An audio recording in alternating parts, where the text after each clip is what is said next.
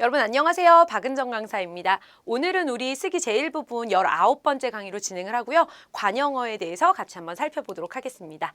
네, 여러분 우리가 이제 쓰기 들어갈 때 이미 품사랑 문장 성분에서요. 관형어의 개념을 배웠었고요. 또 누누이 문장들을 통해서 이게 관형어예요 라는 얘기를 했을 거예요. 그러나 오늘 이제 조금 구체적으로 더 꼼꼼하게 한번 정리하는 시간 갖도록 하겠습니다.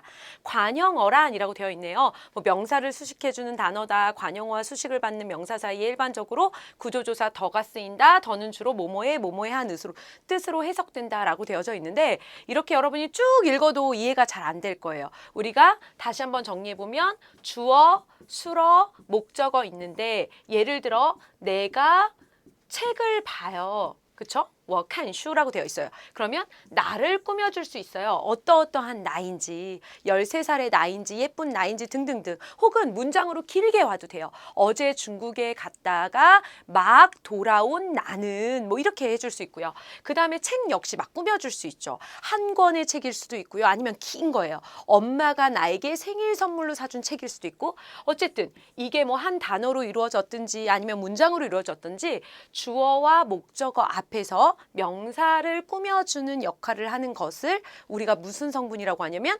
한정어 혹은 관형어라고 얘기를 하는 거죠. 그래서 이때 조금 이따 얘기할 거지만 만약에 산 책이에요. 내가 산 책이에요. 그랬을 때 마이슈라고 그냥 이어지면 책을 사다가 되니까 그 앞에 이 구조조사 더를 써주면서 뜻은 이러이러한 뭐뭐뭐뭐의로 해석이 된다라는 거죠. 이것도 역시 우리가 조금 이따가 문장을 통해서 바로 보도록 할게요. 그래서 정리를 하면 명사 앞에 이제 관형어가 오게 되는데 이때 구조조사 더를 넣어준다라는 거 기억하시면 되고요. 관형어 성분으로 올 수 있는 거는 상당히 많아요. 일반적으로 명사도 올 수 있고 대명사도 올 수 있고 수사 올 수 있죠. 수량구 예를 들면 이번수 이자는 수사고요. 번은 양사고요. 그래서 단어가 두 개 합쳐지면 구라는 이름을 붙이니까 수량구라는 이름을 붙인 거예요. 여러분들이 뭐 외울 필요는 없을 것 같고 형용사나 형용사 구도 역시 올 수 있죠. 네. 관형어의 용법이라고 되어 있어요. 구조조사 더가 반드시 필요한 경우가 있고요. 혹은 이 더자가 원래는 필요한데 생략되는 경우도 있어요. 그럼 같이 한번 보도록 하겠습니다. 수량사를 제외한 피수식어와 관형어 사이라고 되어 있는데 일반적인 단어들은 다 붙인다고 생각을 하면 돼요. 예를 들어서 小李是个很热情的人이에요.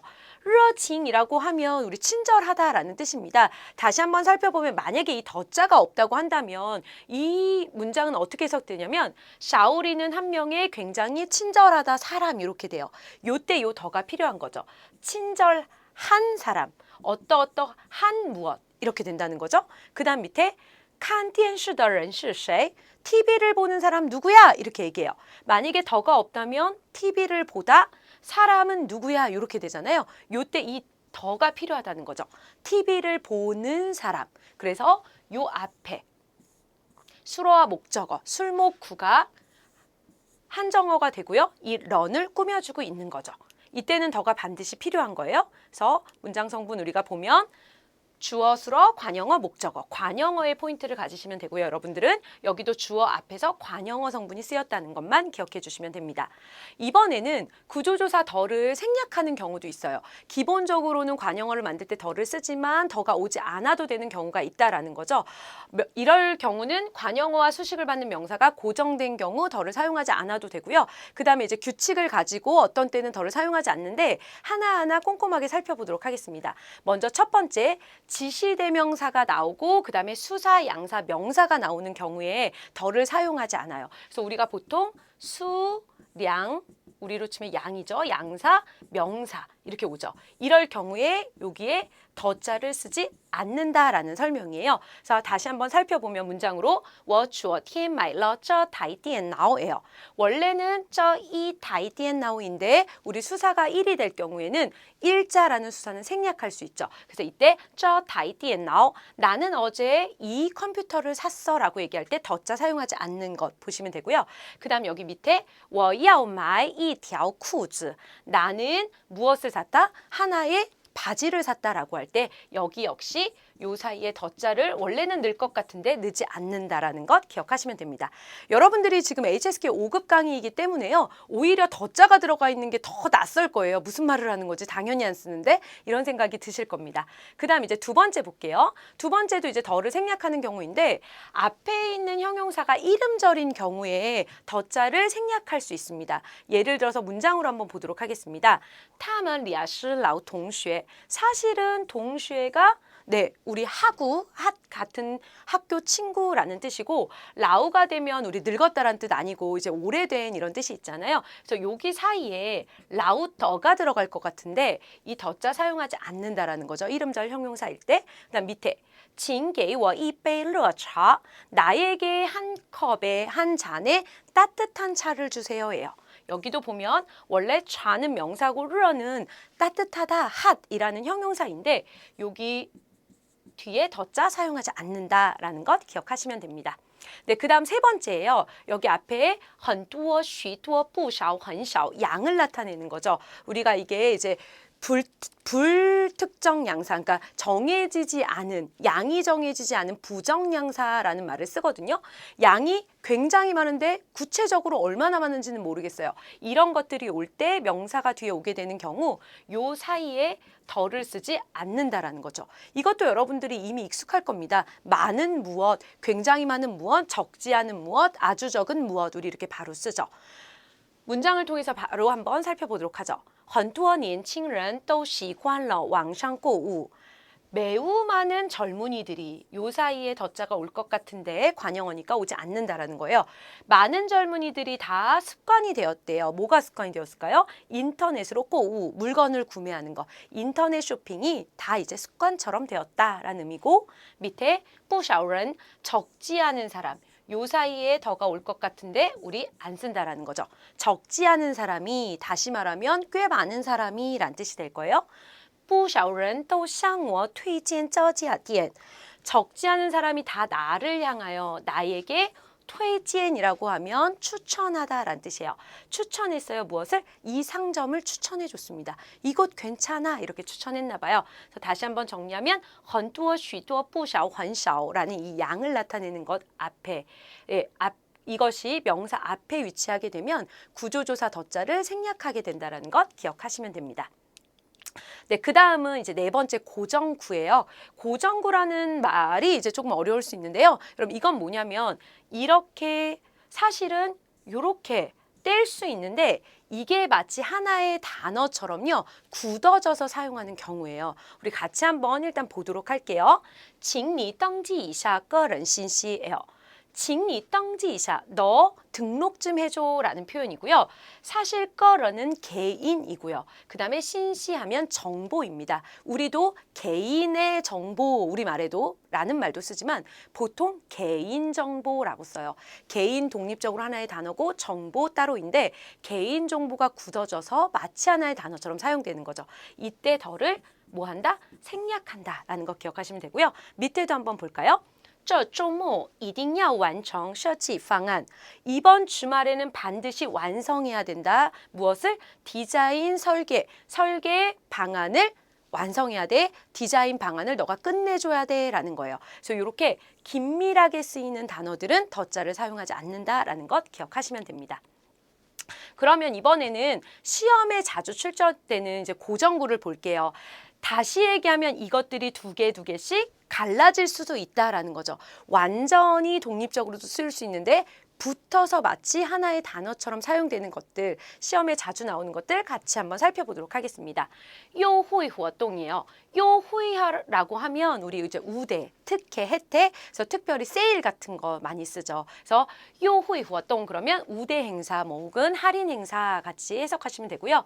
펑수 시관 그러면 풍속 습관이에요. 그래서 마치 하나의 단어처럼 쓰인다는 거 기억하시면 되고 방금 전에 나왔던 设计方案 디자인 방안, 그 다음 联系方式 연락 방식, 그 다음 本月中旬 그러면 이번 달 중순, 그 다음 相关资料 상관, 관련 있는 자료라는 뜻이고요. 그 다음 지하시执照라고 하면 원래 지하시 자체가 운전이란 뜻이 있고 执照가 면허증 같은 게 있어요. 그래서 붙여가지고 운전면허증 이렇게 보통 쓰이고요. 그 다음 登记手续 그러면 탑승하다라는 뜻도 있고요. 뭐 탑승이라는 의미가 있고 쇼슈 하면 수속이에요. 그래서 탑승 수속 우리 특별히 비행기 타러 갈 때 이렇게 자주 쓰인다는 것 기억하시면 좋겠습니다. 네, 관용어의 순서예요. 이번에는 그러면 이제 명사가 있고 더자를 중심으로 물론 더가 안 쓰이는 경우도 있는데요. 이 순서는 어떻게 되나요? 물어볼 수 있잖아요. 우리 같이 한번 살펴보도록 할까요? 우선 더자가 생략되는 구조. 수사, 양사, 명사 그쵸?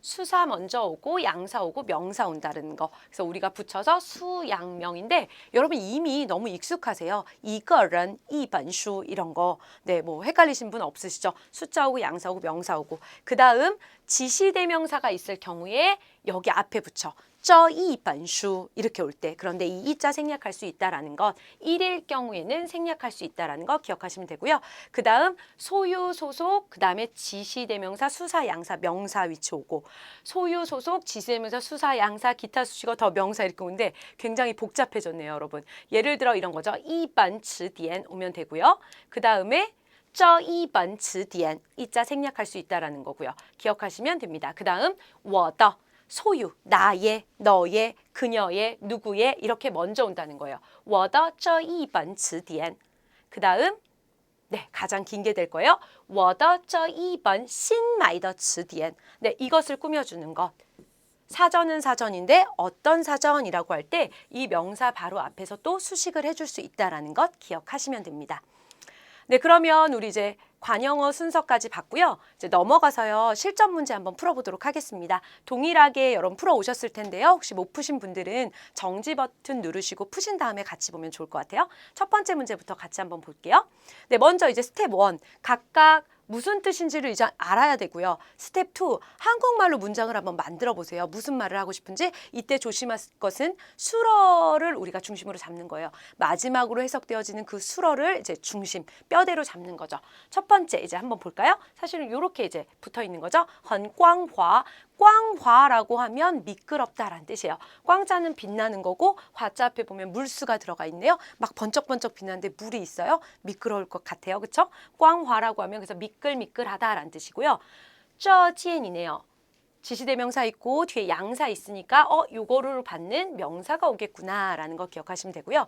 스조라고 하면 우리 이제 비단 같은 거죠. 실비단. 다음 네이 그러면 네이 속옷이에요.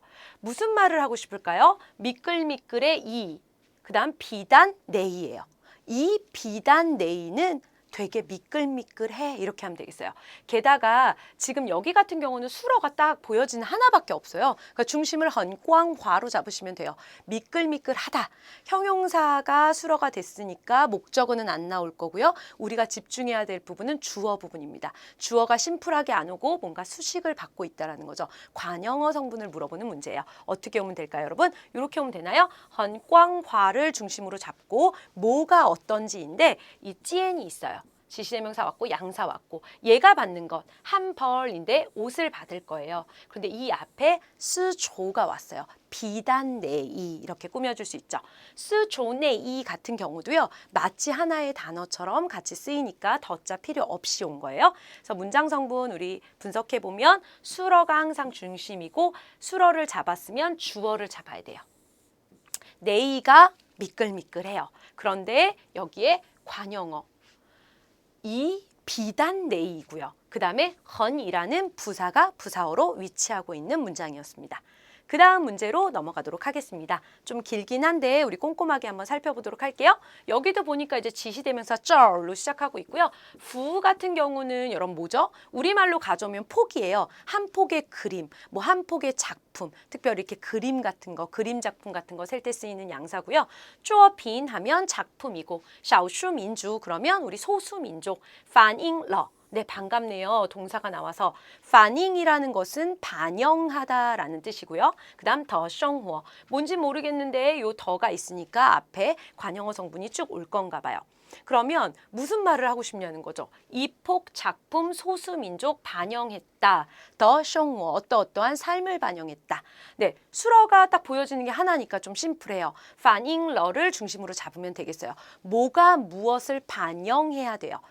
반응하다와 어울리는 주어 혹은 목적어를 잡으면 되겠네요. 그러면 무엇을 반영해야 할까요? 작품을 반영할까요? 소수민족을 반영할까요? 삶을 반영할까요? 그렇죠. 삶을 반영해야겠어요. 그래서 술, 목을 잡아주면 돼요. 우리가 좀 일로 가져와서 보면 반잉러, 반영했어요. 무엇을요? 삶을 반영해요. 그런데 무엇이 어떠한 삶을 반영하냐라는 거죠. 여기 보면 이 fu로 셀 수 있어야 되니까 뒤에는 이것이 셀 수 있는 명사 쭈어빈이 오면 되겠어요. 이 작품은 반영했다. 무엇을? 요 더자 앞에 와야 되니까 少数民族的生活, 소수민족의 삶을 반영하고 있다. 뭐 이렇게 오면 되겠네요.